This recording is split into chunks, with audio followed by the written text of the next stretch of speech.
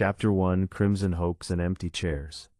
Jane clutched the small velvet box, its plush surface offering little comfort against the nervous flutter in her stomach. Inside nestled a handcrafted leather journal, its pages filled with artisanal paper, perfect for sketching, a knowing nod to Mark's artistic aspirations. She had painstakingly searched for it, visiting every quirky boutique and independent bookstore in the city, wanting it to be a testament to her attentiveness, her understanding of his soul. Tonight, Valentine's Day, was more than just a date. It was supposed to be a turning point, a confirmation of the unspoken connection that had been simmering between them for months. They'd met at the local co-op, awkwardly reaching for the same bag of fair trade coffee beans. Their hands had brushed, a spark had ignited, and a conversation about the ethics of consumerism had blossomed into a series of shared walks through the park, late-night talks about their dreams, and comfortable silences filled with a sense of mutual understanding.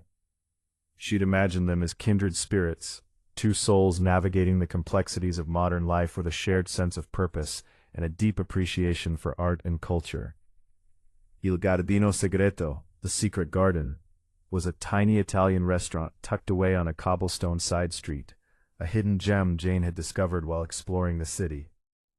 It was charmingly rustic, with exposed brick walls adorned with vintage Italian movie posters, checkered tablecloths, and the constant aroma of garlic, basil, and simmering tomato sauce.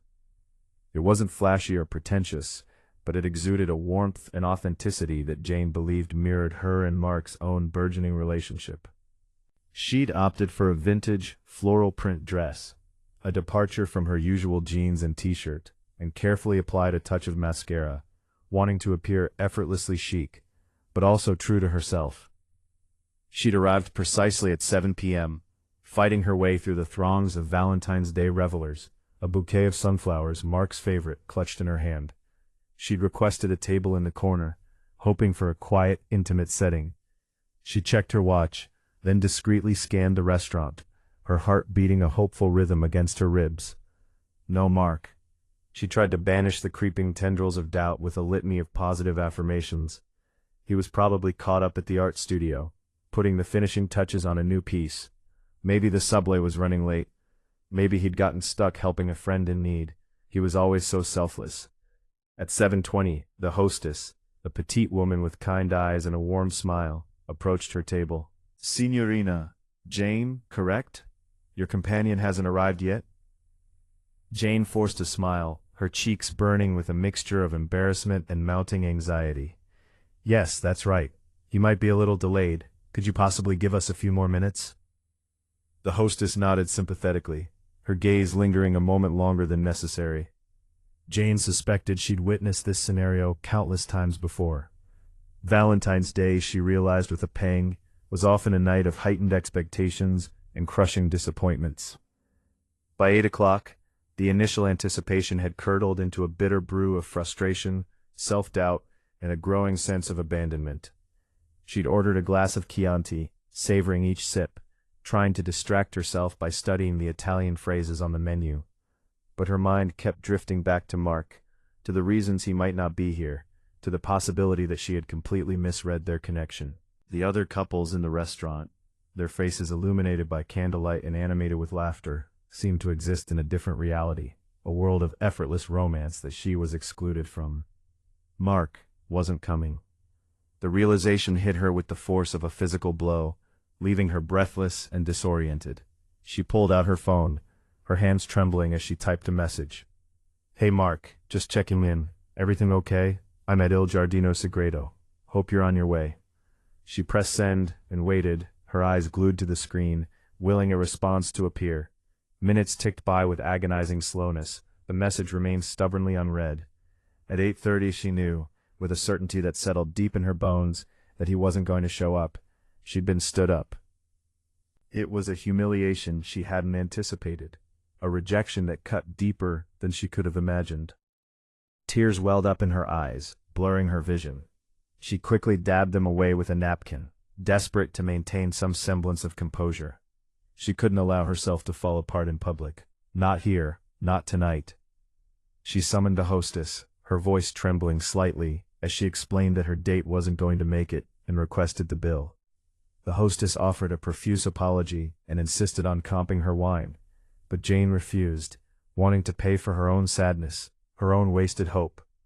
She paid the bill, left a generous tip, and fled the restaurant, the velvet box and the wilting sunflowers a heavy burden in her arms. The night air was frigid, biting at her exposed skin. A light rain was falling, turning the cobblestone streets into a slick, reflective surface. The city, usually vibrant and alive with energy, felt cold and indifferent, mirroring her own feelings of emptiness and despair. She walked aimlessly, letting the rain wash over her face, trying to numb the pain in her heart. She discarded the sunflowers in a nearby trash can, a symbolic gesture of releasing her shattered expectations. She didn't bother calling a taxi. She preferred the solitude, the anonymity of wandering through the city alone with her disappointment. Chapter 2. Reflections in the Rain and the Unexpected Overture. As she walked, Jane replayed the past few months in her mind, dissecting every conversation, analyzing every interaction with Mark, searching for the moment when things had gone wrong, for the subtle signs she had overlooked. Had she been too eager, too transparent with her feelings? Had she scared him away with her intensity? Had she simply projected her own desires onto him, creating a fantasy that never had a chance of becoming reality? She remembered the time she'd excitedly shared her plans to volunteer at a local community garden, and he'd responded with a lukewarm, non-committal comment. She remembered the day she'd invited him to a poetry slam, and he'd politely declined, claiming he had to catch up on his painting. At the time, she'd rationalized his behavior, attributing it to his introverted nature, his artistic temperament. But now, in the unforgiving light of the present, they seemed like blatant indicators of his lack of genuine interest. She found herself standing in front of a small art gallery, its windows displaying a collection of vibrant abstract paintings. She stared at the artwork, her mind racing, her emotions swirling. The paintings, with their bold colors and chaotic brushstrokes, seemed to reflect her own inner turmoil. She leaned against the cold glass, letting the rain wash over her face. She closed her eyes, trying to block out the pain, the disappointment, the humiliation. She felt like a failure, a fool who had allowed herself to be vulnerable, to be open to love, only to be rejected and abandoned. Suddenly, she felt a presence beside her. She opened her eyes and saw a man standing there, watching her. He was tall and slender, with a kind face and a warm, inviting smile. He wore a worn trench coat and a fedora that cast a shadow over his eyes. He looked like a character from a classic film noir, a figure of mystery and intrigue. She instinctively tensed up, wary of strangers, especially in a deserted street on a rainy night. But there was something about his demeanor, his gentle expression, that put her at ease. He didn't seem threatening or predatory. He just seemed concerned. "Excuse me," he said softly, his voice a low, melodic rumble. "I couldn't help but notice you looked a little forlorn. Are you all right?" Jane hesitated, unsure whether to trust him. She didn't want to burden a stranger with her problems, but she also felt a desperate need to confide in someone, to share her pain with another human being. I'm fine," she stammered, her voice thick with emotion. "Just a bad night." The man didn't push her. "Valentine's Day can be like that," he said, his voice laced with a hint of wry amusement, a pressure cooker of expectations and unmet hopes. He paused, then extended his hand. "My name is Ethan, and you are?" "Jane," she replied, shaking his hand. His grip was firm and warm, reassuring. "It's a pleasure to meet you, Jane," Ethan said, smiling, "although I wish it were under better circumstances." He gestured towards a small coffee shop across the street. "Tell you what," he said, "how about we grab a cup of coffee? My treat. Maybe a little caffeine and conversation can help chase away the blues." Jane hesitated. She was wary of accepting a drink from a stranger, but she also felt strangely drawn to Ethan, to his kindness, his genuine concern. She looked at him, trying to gauge his intentions. She saw only sincerity in his eyes. "Okay," she said, surprising herself with her own impulsiveness. "I could use a cup of coffee." Ethan smiled, relieved. "Great," he said. "Let's go." They crossed the street and entered the coffee shop. a cozy, dimly lit space, with the aroma of freshly brewed coffee and the soft murmur of conversation. Ethan led her to a small table near the window and ordered 2 cappuccinos. As they waited for their drinks, they made small talk, discussing the weather, the city, the art in the gallery window. Ethan was a skilled conversationalist, putting her at ease with his wit and his genuine interest in her opinions.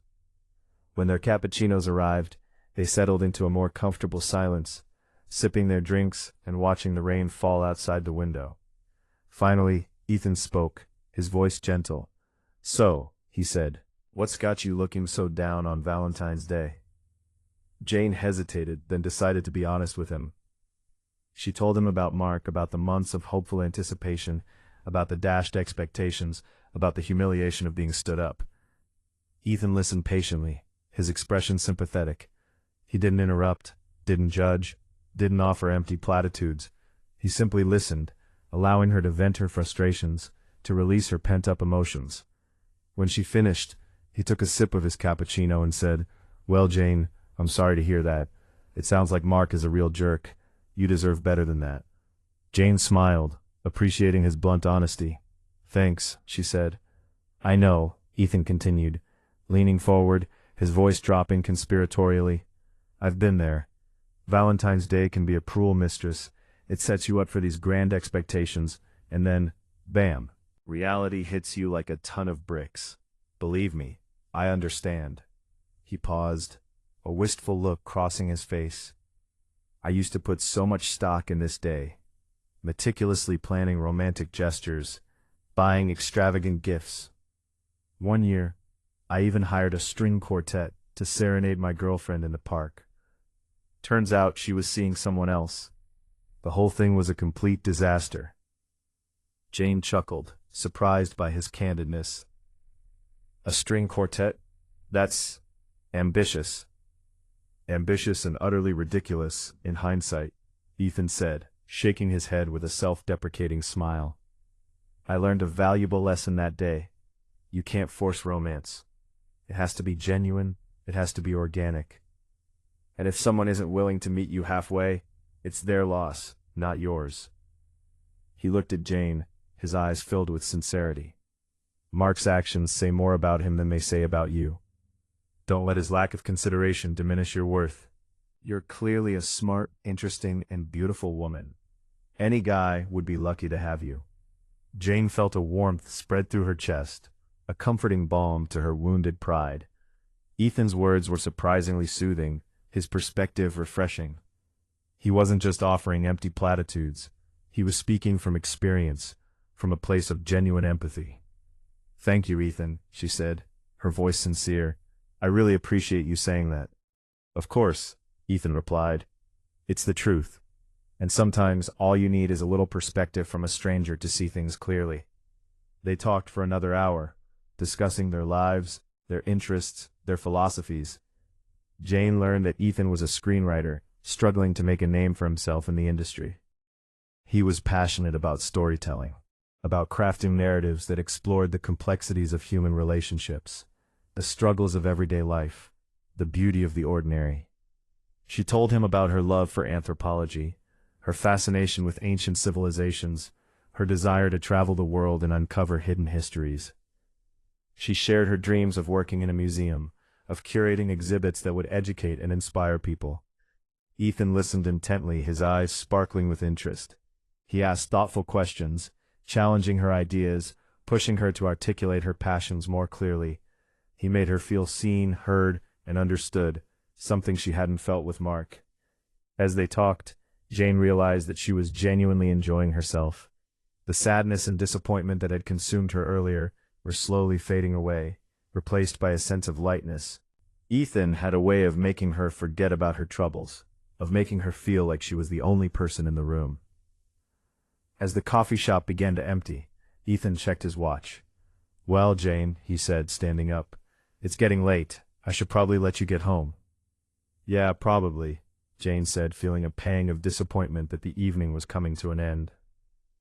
"Thank you for the coffee, Ethan, and for the conversation. I really needed that." "My pleasure," Ethan said, smiling. "It was nice meeting you, Jane. And remember what I said. Don't let Mark ruin your Valentine's Day. There are plenty of fish in the sea. He walked her to the door of the coffee shop and hailed a taxi. As she climbed into the cab, he leaned down and said, "Hey Jane, if you're ever interested in getting together again to talk about anthropology or screenwriting or string quartets gone wrong, feel free to give me a call." He handed her a small card with his name and phone number. Jane took the card, her heart fluttering slightly. "I might just do that," she said, smiling.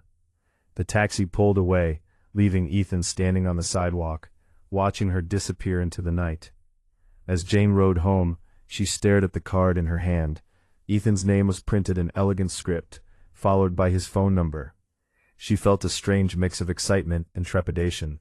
She hadn't expected to meet anyone tonight, let alone someone as interesting and charming as Ethan. She wondered if she should call him. Was it too soon? Would it seem too eager? She decided to wait to let things unfold naturally. But she couldn't deny the spark of attraction. The feeling that she had met someone special. Someone who could potentially change her life. Chapter 3: The Art of Connection. The next few days were a whirlwind of emotions for Jane. She couldn't stop thinking about Ethan, about their conversation, about the way he had made her feel. She replayed their encounter in her mind, analyzing every word, every gesture, every expression. She wondered if he felt the same way she did, if he was also contemplating the possibility of a connection between them. She spent hours researching Ethan online, Googling his name, trying to find out more about his screenwriting career. She discovered that he had written several short films that had won awards at independent film festivals. She watched the films, impressed by his talent, his creativity, his ability to tell compelling stories that resonated with audiences. She also stumbled upon his social media profiles, where she learned that he was a passionate advocate for social justice, a supporter of environmental causes, and a lover of art and music. She felt a growing sense of admiration for him, for his values, for his commitment to making the world a better place. Finally, after much deliberation, Jane decided to call Ethan. She waited until Friday evening, wanting to give him some time to process their meeting, to decide if he was genuinely interested in pursuing a connection. She dialed his number, her heart pounding in her chest. She listened to the ringing tone, her palms sweating, her mind racing with anxiety. Ethan answered on the third ring, his voice warm and welcoming. "Jane, is that you?" "Hi, Ethan," Jane said, trying to sound casual. "It's me. I hope I'm not calling at a bad time." "Not at all," Ethan said, his voice brightening. "I was just thinking about you, actually." Jane's heart skipped a beat. "Really?" she said, trying to suppress a smile. "Yeah," Ethan replied. "I was wondering if you were free to get together sometime this week. I was thinking we could check out that anthropology exhibit you mentioned." Jane's face lit up. "I would love that," she said, her voice filled with genuine enthusiasm. "I was actually planning on going this weekend." "Perfect," Ethan said. "How about Saturday afternoon? We could grab some lunch afterwards." "Sounds great," Jane said. "I'm really looking forward to it." They made arrangements to meet at the museum on Saturday afternoon. As she hung up the phone, Jane felt a surge of excitement. She had a date with Ethan, a real date, and she couldn't wait to see him again. Saturday arrived with a burst of sunshine, a welcome change from the rainy weather of the past few days. Jane spent the morning getting ready, carefully selecting her outfit, applying a touch of makeup, and styling her hair. She wanted to look her best, but she also wanted to be comfortable and authentic. She finally settled on a pair of dark jeans, a soft cream-colored sweater, and a pair of ankle boots. When she arrived at the museum, Ethan was already waiting for her, standing near the entrance, a broad smile on his face. He looked even more handsome than she remembered, his dark hair neatly styled, his eyes sparkling with warmth and anticipation. "Jane," he said, his voice filled with genuine delight. "It's so good to see you again." "It's good to see you too, Ethan," Jane replied, smiling back at him. They exchanged a brief hug, then made their way into the museum. The anthropology exhibit was fascinating, filled with artifacts from ancient civilizations, detailed displays of cultural practices, and interactive exhibits that brought the past to life. Jane and Ethan spent hours exploring the exhibit, discussing their favorite artifacts, sharing their insights, and debating the interpretations of the historical events. Ethan was surprisingly knowledgeable about anthropology, having done extensive research for a screenplay he was writing about an ancient Mayan civilization. Jane was impressed by his intellect, his curiosity, and his ability to engage with the subject matter on a deep level. She felt like she was learning so much from him, not just about anthropology, but about the world, about life, about herself. As they walked through the exhibit, Ethan noticed that Jane was particularly drawn to a display of ancient jewelry, intricate necklaces, bracelets, and earrings made from precious metals and gemstones. He watched her as she gazed at the jewelry, her eyes filled with admiration and wonder. "You really like the jewelry, don't you?" he said, smiling. "I do," Jane replied, blushing slightly. "I've always been fascinated by ancient jewelry. It's so beautiful, so intricate, so full of history. Maybe someday I'll take you to a jewelry store and let you pick out anything you want." Jane laughed, touched by his generosity. "You don't have to do that," she said. "I'm perfectly happy just looking." After they finished exploring the exhibit, they left the museum and walked to a nearby cafe for lunch. They ordered sandwiches and coffee and settled into a cozy corner table. As they ate, they continued their conversation, discussing their dreams, their fears, their hopes for the future. Jane learned that Ethan was determined to make a success of his screenwriting career, to tell stories that would make a difference in the world. He was also deeply committed to social justice, volunteering his time to help disadvantaged communities, advocating for environmental protection, and speaking out against inequality and discrimination. Jane felt a growing sense of respect for Ethan, for his passion, his integrity, his commitment to his values. She realized that he was not just a charming and intelligent man, but also a good and compassionate person. As they talked, Ethan reached across the table and took Jane's hand. His touch was warm and gentle, sending a shiver down her spine. "Jane," he said, his voice soft and sincere, "I have to be honest with you. I'm really enjoying spending time with you. I feel like we have a real connection." Jane's heart skipped a beat. "I feel the same way, Ethan," she said, her voice barely above a whisper. "I know it's only been a few days," Ethan said, "but I can't help but feel like something special is happening between us." He paused, then added, "I was wondering if you would be interested in going out with me again, on a real date, this time." Jane smiled, her eyes filled with happiness. "I would love that, Ethan," she said. "Great," Ethan said, squeezing her hand. "How about dinner tomorrow night? I know a great Italian restaurant with live music." "Sounds perfect," Jane said. They finished their lunch, their hands intertwined, their eyes locked on each other. Jane felt like she was floating on a cloud, filled with a sense of joy and anticipation. She had found someone special, someone who made her feel happy, supported, and loved. As they left the cafe, Ethan turned to Jane and said, "You know, I'm really glad I was standing in front of that art gallery the other night. It was the best bad Valentine's Day I've ever had." Jane laughed, feeling a warmth spread through her chest. "Me too, Ethan," she said. Chapter 4: A Serenade Under the Stars. The next evening, Ethan picked Jane up for their date. He arrived at her apartment building looking dashing in a tailored suit and a crisp white shirt. He presented her with a single red rose, its petals perfectly formed, its fragrance intoxicating. "You look beautiful, Jane," he said, his eyes filled with admiration. "Thank you, Ethan," Jane replied, blushing slightly. They arrived at the Italian restaurant Bella Notte, a cozy establishment with twinkling fairy lights, exposed brick walls, and the tantalizing aroma of garlic, basil, and simmering tomato sauce. A guitarist was serenading the diners with classic Italian love songs. Ethan had secured a table in a secluded corner, bathed in the soft glow of candlelight. They settled into their seats, ordered a bottle of Chianti, and began to peruse the menu. As they discussed the various dishes, they discovered a shared love for Italian cuisine, particularly for pasta carbonara and tiramisu. They ordered their meals and continued their conversation, delving deeper into their lives, their experiences, their beliefs. Jane learned that Ethan had grown up in a small town in the Midwest, the son of two teachers who instilled in him a love for learning and a commitment to social justice. He had moved to the city to pursue his dream of becoming a screenwriter, facing numerous rejections and setbacks along the way.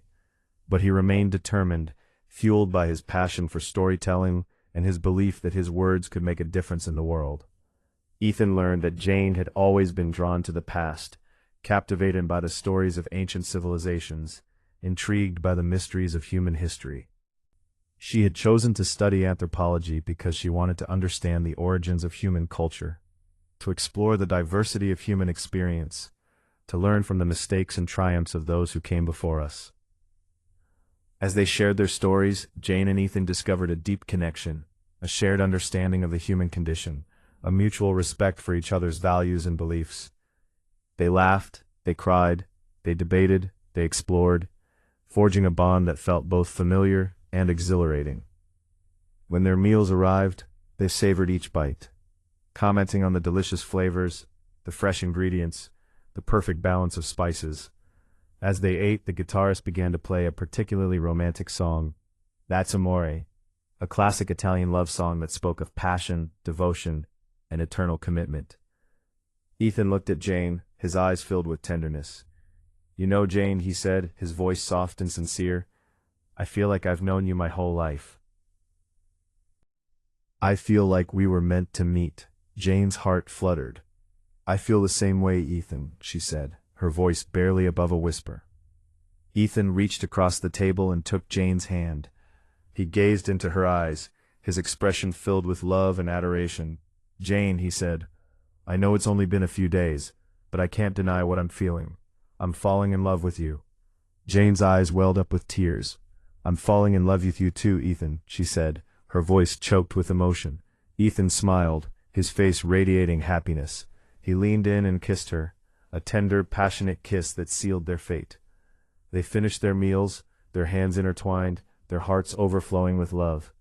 As they left the restaurant, Ethan suggested they take a walk through the park, a romantic stroll under the stars. They walked hand in hand through the park, the cool night air invigorating their senses, the twinkling stars illuminating their path. They talked about their dreams for the future, their plans for a life together, their hopes for a world filled with peace, justice, and love. As they walked, they passed a small gazebo, bathed in the soft glow of moonlight. Ethan stopped, pulled Jane close, and began to sing. He had a beautiful voice, rich and melodious, filled with emotion and passion. He sang a classic love song, Moon River, a timeless ballad that spoke of dreams, journeys, and the search for true love. Jane listened, her heart swelling with happiness, her eyes filled with tears of joy. She had never felt so loved, so cherished, so complete. When Ethan finished singing, he looked at Jane, his eyes filled with adoration. "Jane," he said, his voice trembling with emotion, "I want to spend the rest of my life with you. I want to share all my hopes, my dreams, my fears with you." He knelt down on one knee, pulled a small velvet box from his pocket, and opened it. Inside nestled a sparkling diamond ring, a symbol of eternal love and commitment. "Jane," he said, his voice choked with emotion, "will you marry me?" Jane gasped, her eyes widening with surprise and delight. She had dreamed of this moment her entire life, but she had never imagined it would be so perfect, so romantic, so utterly magical. Tears streamed down her face as she nodded, her voice trembling with emotion. "Yes, Ethan," she said, her voice barely audible. "Yes, I will marry you." Ethan beamed with happiness, slipped the ring onto her finger, and stood up. He pulled Jane into his arms and kissed her, a long, passionate kiss that sealed their commitment, their promise of eternal love. They spent the rest of the night celebrating their engagement, calling their families, sharing the good news with their friends, and basking in the glow of their newfound happiness. As they finally made their way back to Jane's apartment, the city seemed to shimmer with magic, the streets bathed in a golden glow, the air filled with the sweet melody of love.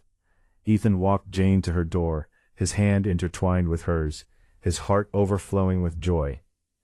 As they reached the entrance to her apartment building, he stopped, turned to Jane, and gazed into her eyes, his expression filled with love and adoration.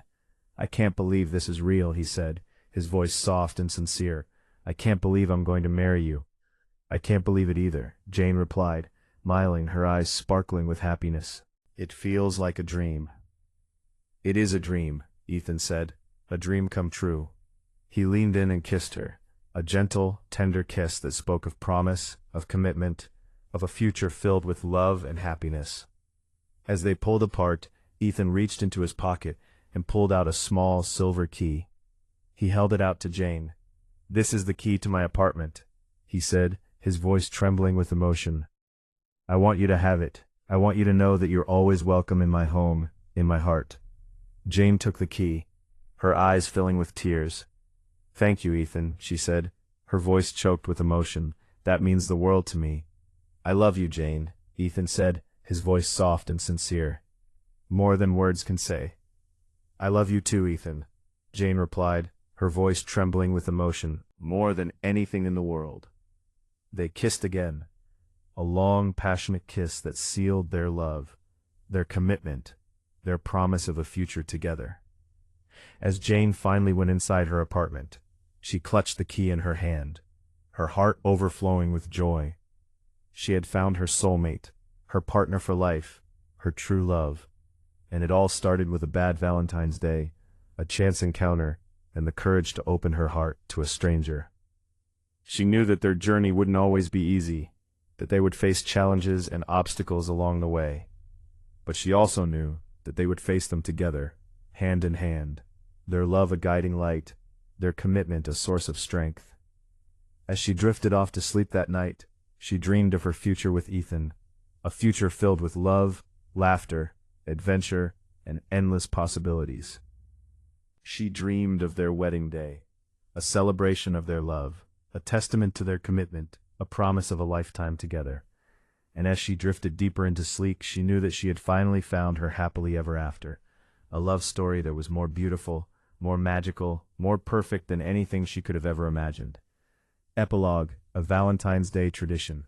Years later, Jane and Ethan were happily married, living in a cozy cottage by the sea, surrounded by love, laughter, and the simple joys of everyday life.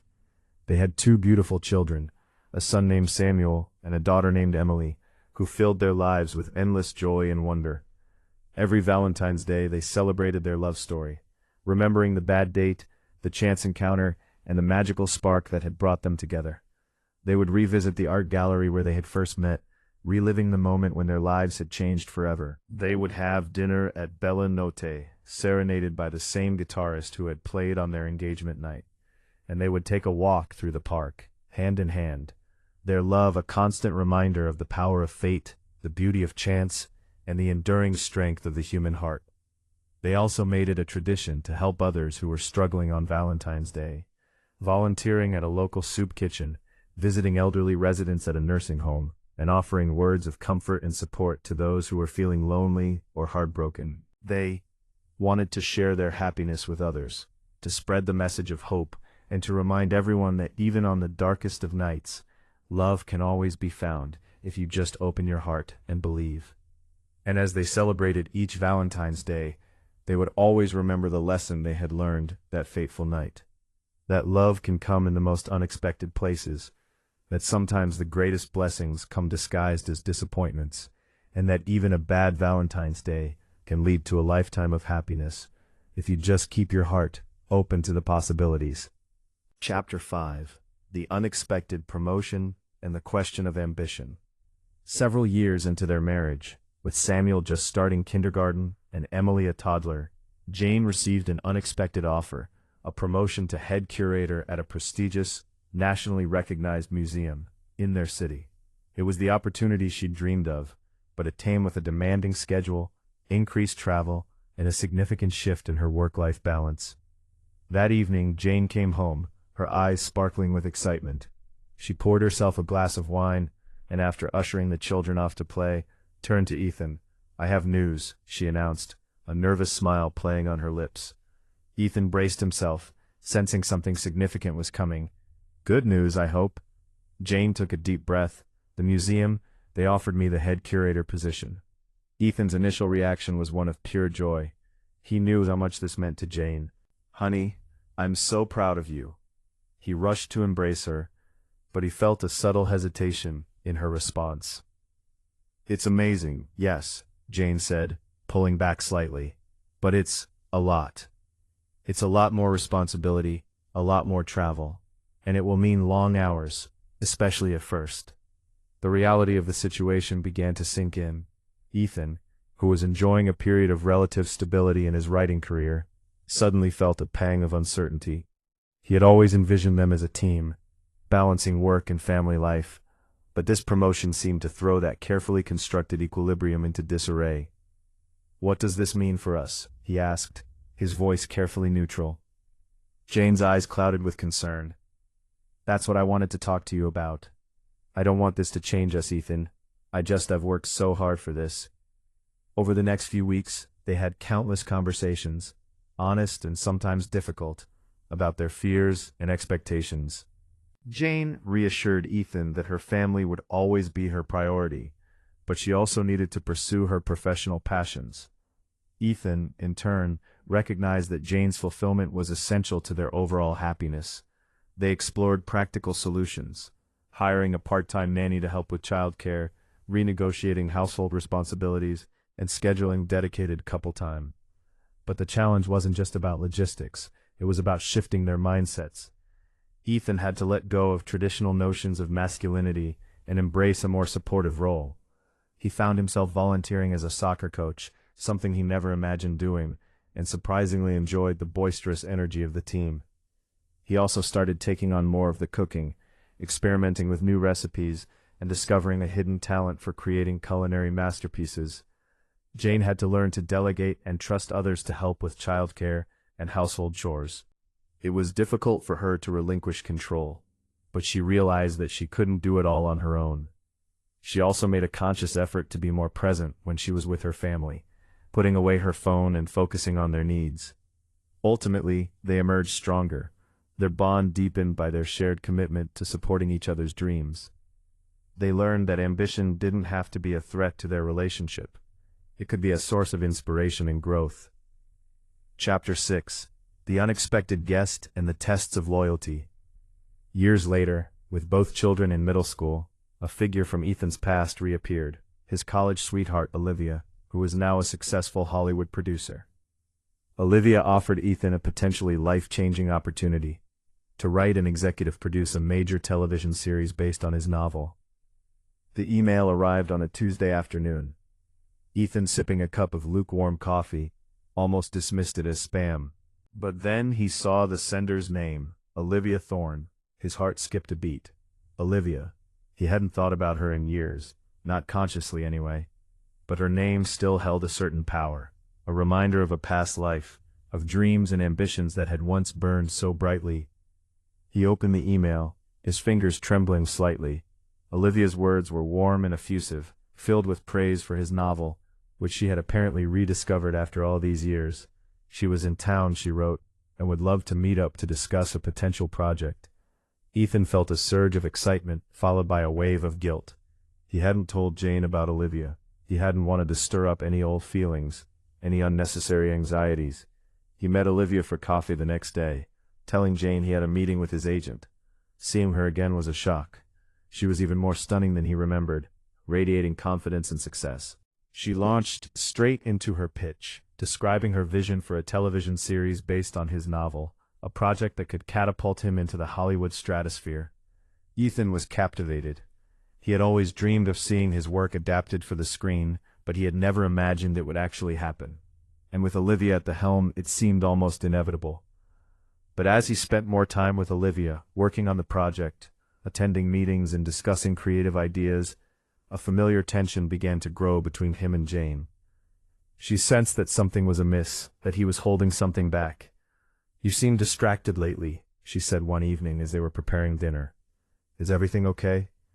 Ethan hesitated, wrestling with his conscience. He knew he should tell her about Olivia, but he was afraid of her reaction. "I'm fine," he said, forcing a smile. "Just been busy with work." Jane's eyes narrowed. "I can tell when you're keeping something from me." The truth came tumbling out, a torrent of guilt and anxiety.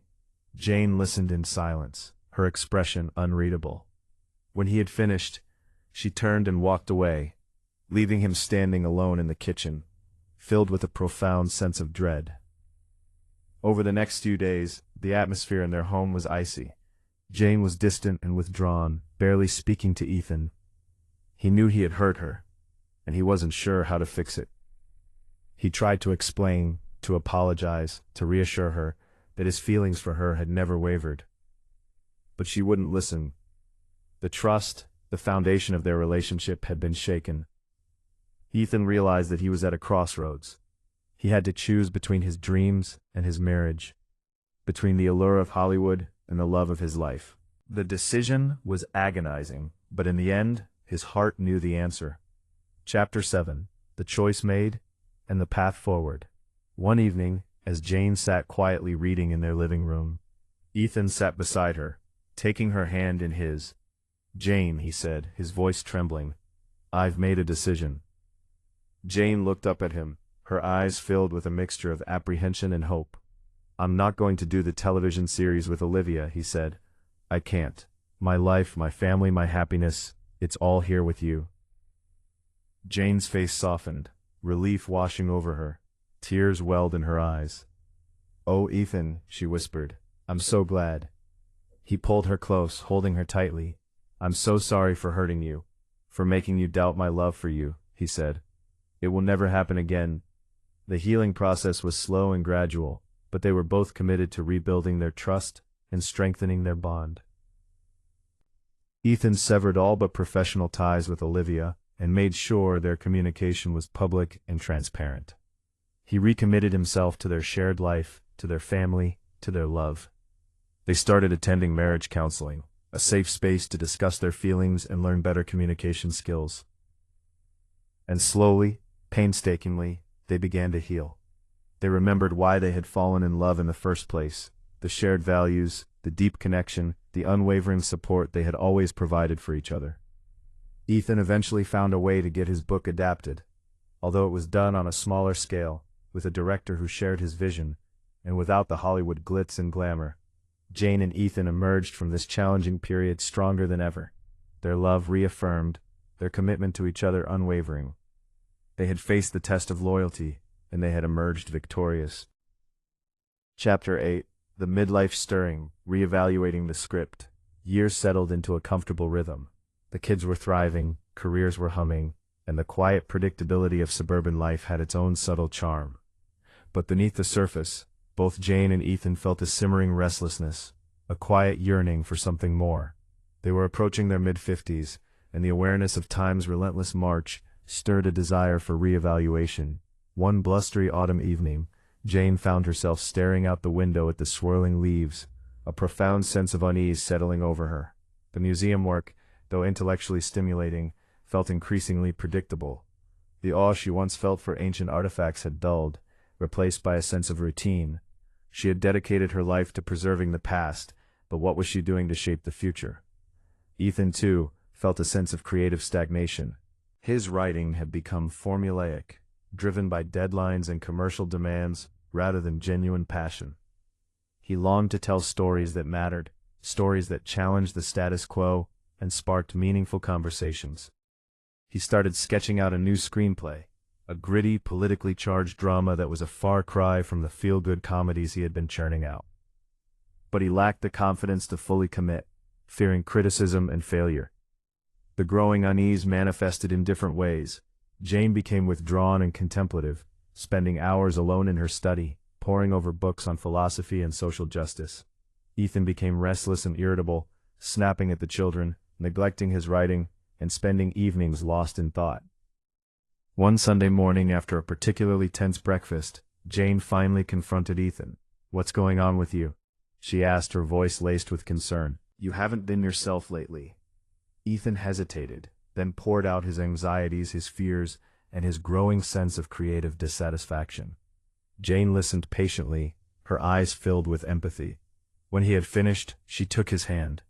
"I know exactly how you feel," she said. "I've been feeling it too." And so began a new phase of their relationship, a shared journey of self-discovery. They decided to embrace the unease, to challenge their comfort zones, and to explore new possibilities. Ethan enrolled in a screenwriting workshop, determined to hone his skills and find his voice. Jane, inspired by her philosophical readings, started volunteering at a local community center, offering art therapy to underprivileged children. They also made a conscious effort to reconnect with each other, scheduling regular date nights, experimenting with new hobbies, and engaging in stimulating conversations.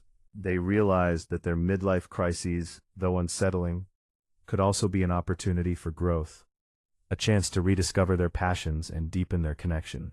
Chapter 9: Unexpected Detours, Embracing New Paths.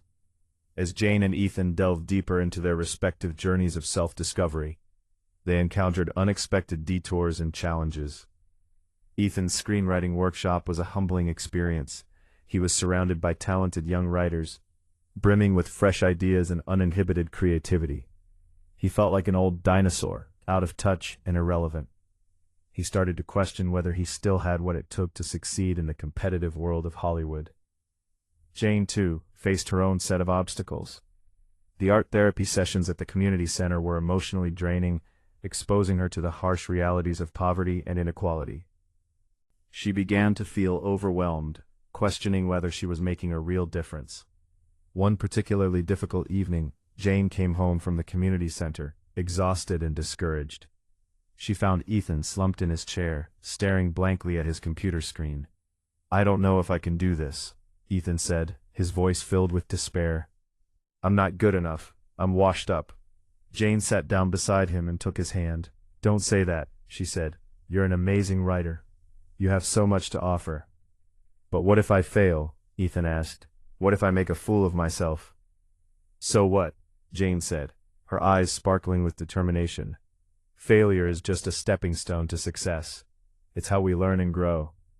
Ethan looked at her, a glimmer of hope flickering in his eyes. "You really believe that?" "I do," Jane said. "We're in this together." Remember, inspired by Jane's unwavering belief in him, Ethan decided to persevere. He revised his screenplay, incorporating the feedback he had received in the workshop. He continued to attend the sessions, challenging himself to step outside his comfort zone and experiment with new styles and techniques. Jane, too, found renewed strength and inspiration.